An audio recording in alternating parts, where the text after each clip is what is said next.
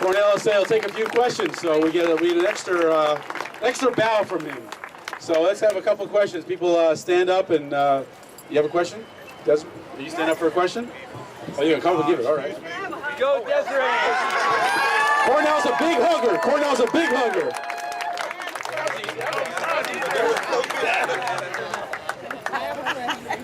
Question here. Question. Go ahead.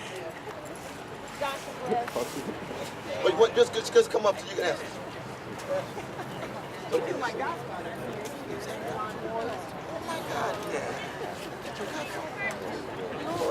Lord.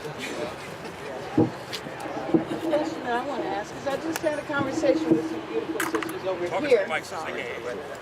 I just had a conversation with two sisters, beautiful sisters over here, who had just left a memorial, and they were talking about President Obama, who I happen to agree with you on. And they were having an issue with you about how you have spoken about the president. And I would like you to speak to that, because I think people are not understanding what you're saying. They need to listen to what you say and understand that you're not making any personal attack on the president as a person, but you're making a statement about the way that he has conducted his job, which sucks. He's done a fine job. Shit, I could do it. No, but I appreciate that question and the spirit too, because I think it's very clear that anytime I look at a president, I don't care what color he is, and I am excited to have a black president, because white supremacy is real and needs to be shattered. There's no doubt about that. We had a woman president. Male supremacy is real. It needs to be shattered. We had a Jewish president. Anti-Semitism is real. Needs to be shattered. We had an Arab president. Anti-Arab prejudice is real. But once you get a president, every president's got to deal with the permanent government of the country.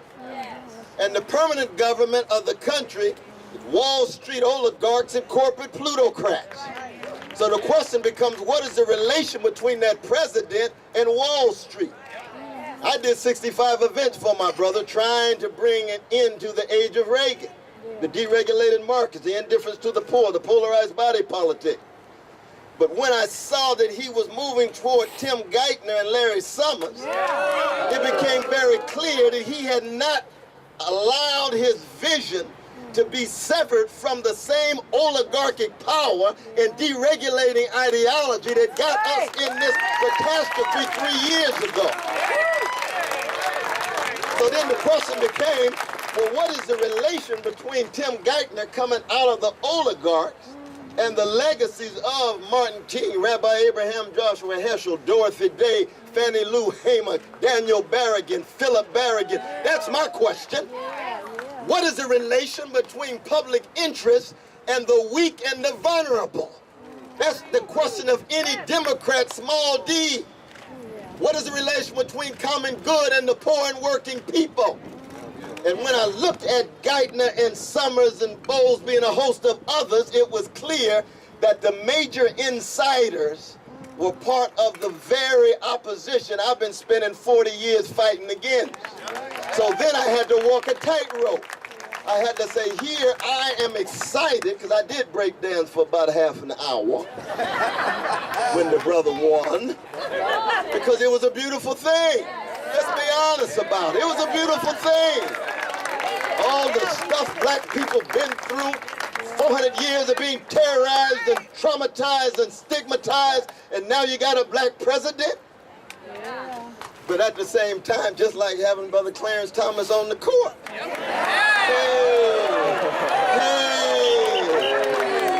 what does it mean if you side with the strong against the weak and you're still beautifully black? You're just wrong. You're just wrong. And so in that sense, it is an attempt to be critical. I believe in protecting the president against the vicious lies told by the right wing. That's right. He's not a Muslim. He's definitely not a socialist. Quit lying about your brother. You want to see a socialist? Look at me. That's what you want to see. He ain't like me. It's true. But I'm a revolutionary Christian too. I just want to add that. Socialism is just a moment within my larger movement. You see, and that's why I believe in the openness and all of us being candid enough to say who we fundamentally are, because we don't ever want to act as if we're strangers. We ought to try to be love-struck with one another. So when you see me, you ought to see a black man. Don't tell me you colorblind. No. My fro ain't there just for nothing. I'm a black man. I try to be a free black man who loves everybody. But at the same time, I can learn from those who have come from other religions, my Buddhist brothers and sisters, my Jewish brothers and sisters, and my Hindu brothers and sisters, Bill Maher and his agnosticism. I love that brother. I love that brother. We're all in it together because what brings us together is this focus on this corporate greed in these various sectors of our society, so we can unleash democratic possibilities. So no, it is not personal at all. It might appear personal because in the press, I mean, one black man talking about another, they must be ready to throw down. We have two more questions. This one from Amina. Go ahead, Amina.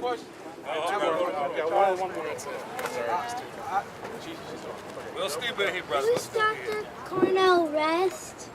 Right, here. What's your question for Cornel West? Who is Dr. Cornel West?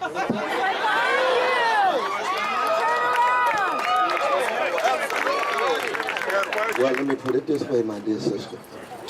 First, I am the second son of Irene and Clifton, my parents. Thank you. I was born in Tulsa, Oklahoma, the same hospital as Charles Wilson and the Gap Band. You know the Gap Band, Greenwood, Archer, and Pine, they sang that song, There Goes My Baby. Remember Charlie Wilson? You know that song? There goes my baby. You don't remember that song, though? Okay, then I grew up in California. And I have tried to the best of my ability to always accent the precious humanity of poor and working people. And so I write books, I give lectures. You can see I run my mouth, right? And speaking, right? And I'm a teacher. Does that make sense to you? Give me a hand.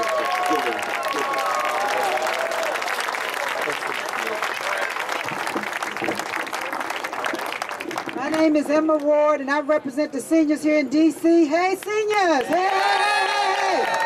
What I would like to know from you, Dr. West, is how do you plan to help us have social security rather than social insecurity? Not so much as for us, but also for the young people who are coming along. What are they going to have to live off, or to live with, or to live on? I ask that question. You might get there one day to be a senior. Can you move to the side a little? No, it means that we have got to fight for the social net, and Social Security is a fundamental part of that social net. And by social net, what I mean is not what the mainstream corporate media talks about in terms of entitlement. Entitlement is a misleading term. We're talking about what people have already paid into, sacrificed their tears, and have it coming to them. And you got folk on the right that want to privatize it. You got folk on the right that want to push it to Wall Street. And you got Democrats who want to play with it and act as if it's a bargaining chip. It ought not to be out. It ought to be outside of the bargaining process. But not only that, we got other social net programs as well, but we begin with Social Security going back to 1935 and the Act under Roosevelt. Last question. We got one last question here, and then we're going to move on. My name is Timothy Murray. My question is, how do we, as the 99, which is an organic organization, widen the circle? You know, because we are dealing with the same thing that Wall Street is dealing with. We have to learn how to open our hearts and, you know, get it together. there's classes of people amongst us. And how do we widen that circle? That's pretty much the question. Great question. Wonderful question. I mean, one of the wonderful things about the Occupy movement is whosoever will, let them come. Yeah. Whosoever will, let them come. Bring your voice. Bring your vision. Bring your respect of one another. Bring your humility. By humility, I'm not talking about false modesty. I'm talking about acknowledging that you have something to learn when you listen to others, just as you have something to bring if they learn and listen. But we do need to continue to expand step by step by step. That's why I talked about different colors, different genders, different sexual orientations across the board. But that's what's so wonderful about the jazz-like, protein, fluid, flexible sense of leadership and leaderlessness and leaderfulness. As long as the different voices are heard, and you know the Negro anthem is what? Lift every. Lift every voice. But what's fascinating about this movement is this is not a movement of echoes. It's a movement of voices. Never confuse a voice with an echo. No, everybody brings their voice. You're reading into my shot.